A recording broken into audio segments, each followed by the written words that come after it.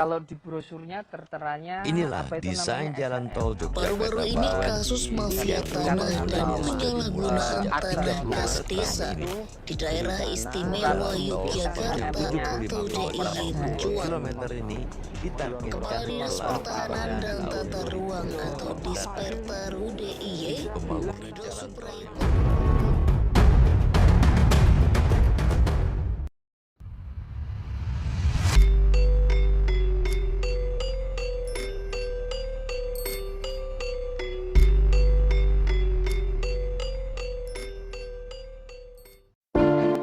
Yogyakarta, kota yang dikenal dengan budaya dan keramahan warganya. Jalan Malioboro yang tak pernah sepi ini menjadi simbol kehidupan dan kemajuan kota. Tapi, di balik indahnya kota ini, ada persoalan klasik yang tak kunjung selesai, di antaranya yaitu masalah pertanahan.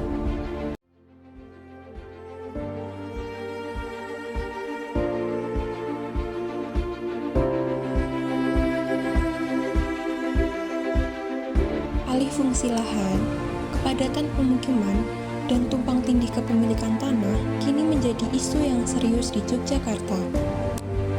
Banyak kawasan yang awalnya direncanakan untuk ruang publik justru berubah menjadi area hunian tanpa izin yang jelas.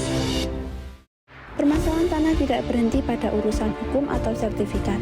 Di balik itu ada cerita tentang manusia dan ruangnya, tentang bagaimana kita berbagi tempat hidup, menjaga alam yang sama, dan menumbuhkan rasa tanggung jawab bersama. Saat kesadaran itu hilang, kita sedang menyaksikan tragedy of the commons terjadi di depan mata.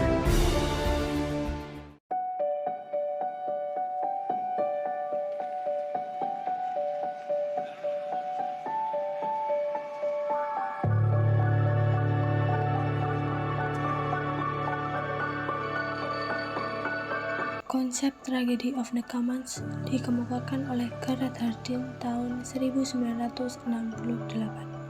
Ia menjelaskan ketika sumber daya alam digunakan bersama tanpa aturan atau kesadaran kolektif, semua orang cenderung mengejar keuntungan pribadi hingga akhirnya sumber daya itu habis.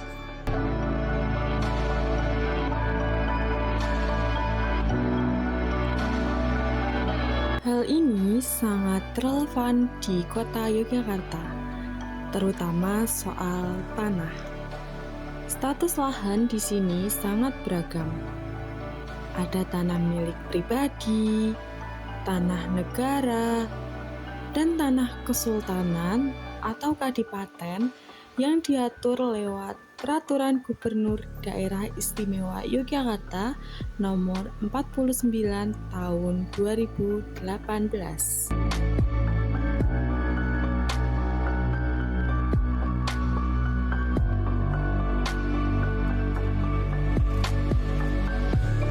Keberagaman ini di satu sisi menunjukkan keistimewaan Yogyakarta, tetapi di sisi lain juga menimbulkan tantangan yang besar, mulai dari penyalahgunaan lahan, tumpang tindih izin, hingga konflik antar warga.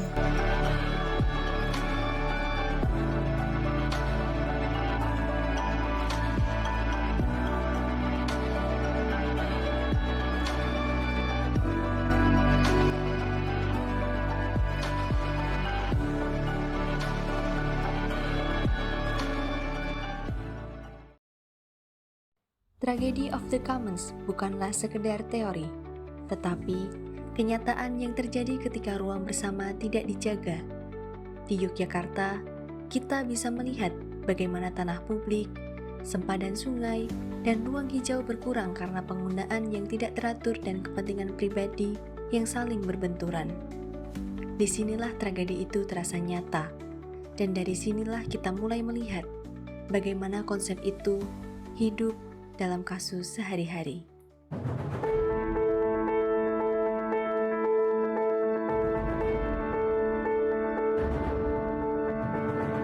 Kali Code adalah jantung kehidupan bagi warga kota Yogyakarta.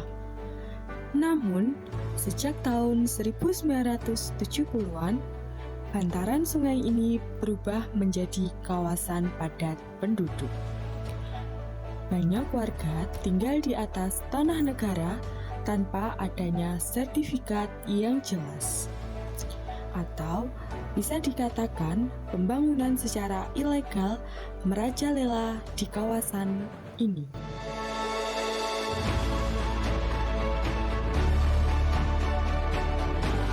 Masalah muncul, sungai tercemar, sampah dan sungai menyempit, dan banjir menjadi ancaman tahunan. Tapi, di sisi lain, inilah tempat tinggal mereka selama puluhan tahun.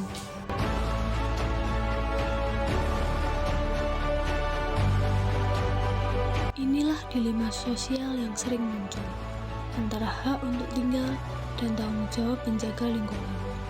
Pemerintah menertibkan, warga mempertahankan. Dua kepentingan yang sama-sama penting, tapi sering berbenturan.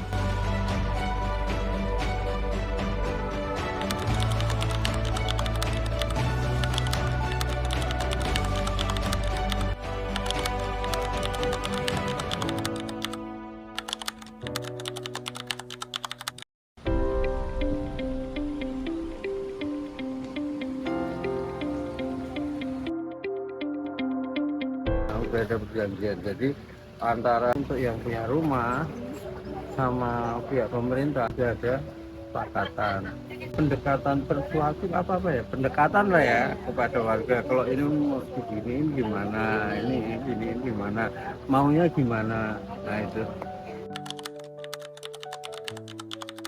Yang dekat kali emang menghadap kali, besok ada yang menghadap kali, pinggir-pinggir itu menghadap kali semua. Tapi karena saya agak jauh ya, saya nggak aturan baru. Itu Rumah ini memang benar, rumah harus hadap ke kali, karena kedepannya kayak luar negeri, China, Tiongkok, karena apa, pemandangannya apalagi di Swiss. ya besok rencananya gitu. Sini belah rumah itu kan dibuat jalan toh, biar ambulan bisa masuk gitu. Memang penataan dari pemerintah biar rapi gitu. Ya, untuk kebetulan kali kita memang masih kurang dari kesadaran masyarakat sendiri. Mungkin bukan masyarakat ini ya, tapi masyarakat yang lain. Karena yang buang ke daerah sini itu bukan dari warga sini. Tapi imbasnya ke warga sini itu ya Pak. Untuk pemerintah sebaiknya, kalau saya sampah dulu lah ya. Kita sampah kesulitan untuk dibuat. Kedua itu untuk perbaikan jalan, kayak misalnya ini yang lain udah dikonblok, yang lain itu belum. Terus untuk pembangunan talut yang misalnya kayak misalnya ini ya, ini kan kasihan banget kan, ini kan belum ditalut.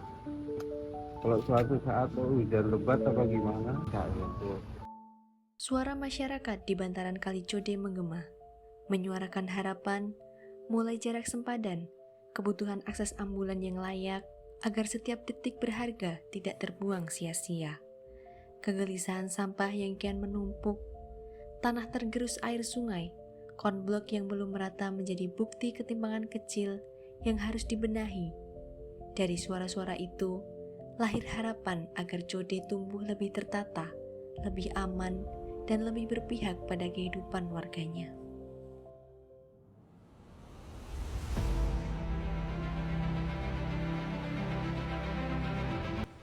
Masalah di Kali Code hanyalah salah satu dari sekian banyak persoalan pertanahan yang ada di Yogyakarta. Adapun konflik tanah di Giwangan yang awalnya lahan tersebut menjadi akses untuk warga, kemudian dibangun dan menutupi jalanan umum. Kasus ini memperlihatkan kepada kita bahwa ruang publik yang seharusnya dijaga bersama sering dikorbankan demi kepentingan individu atau pribadi.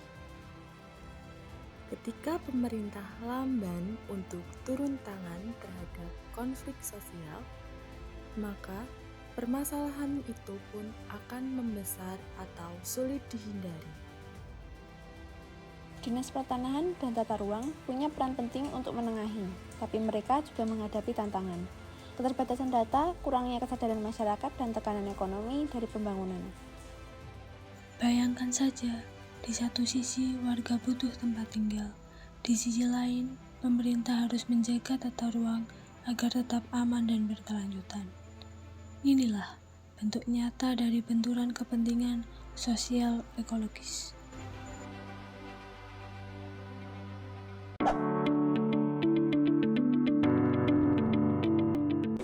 Lalu, apa yang perlu dilakukan? Ada beberapa solusi yang sudah dan perlu untuk terus dijalankan. Yang pertama adalah penegakan aturan yang tegas. Pemerintah harus melakukan pengawasan di sepanjang sungai agar tidak ada pembangunan secara ilegal di sana. Kedua, transparansi digital. Pemerintah bisa membuka data status tanah melewati media sosial agar masyarakat tahu lahan mana yang boleh dibangun dan mana yang tidak. Ketiga, pendekatan partisipatif. Warga harus dilibatkan langsung dalam proses perencanaan tata ruang. Lewat musyawarah, warga bisa tahu bagaimana aturan dibuat, bukan hanya sekedar untuk patuh. Dan keempat, ada edukasi berkelanjutan, mulai dari sekolah, kampus, hingga komunitas lokal dalam menjaga tanah dan sungai.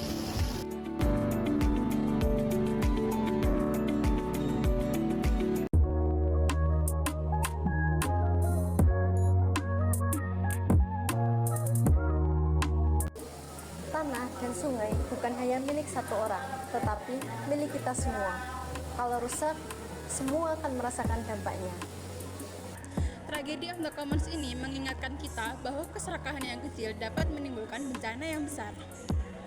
Kalau semua orang mau menjaga ruang bersama, tragedi bisa dirubah menjadi harapan. Dari Yogyakarta, kita bisa melihat bahwa keindahan kota tidak hanya dilihat dari bangunannya, tetapi juga dari kesadaran warganya.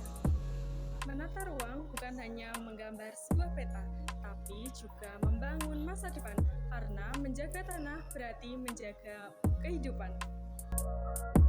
Menjaga tanah hari ini berarti menjaga cerita untuk hari nanti. Ada yang tertinggal di Yogyakarta saat ku naiki kereta, semua kenangan cinta terajut asmara. Entah kapan lagi kita bertemu, tak mungkin hatiku mendua bila nanti ku jatuh.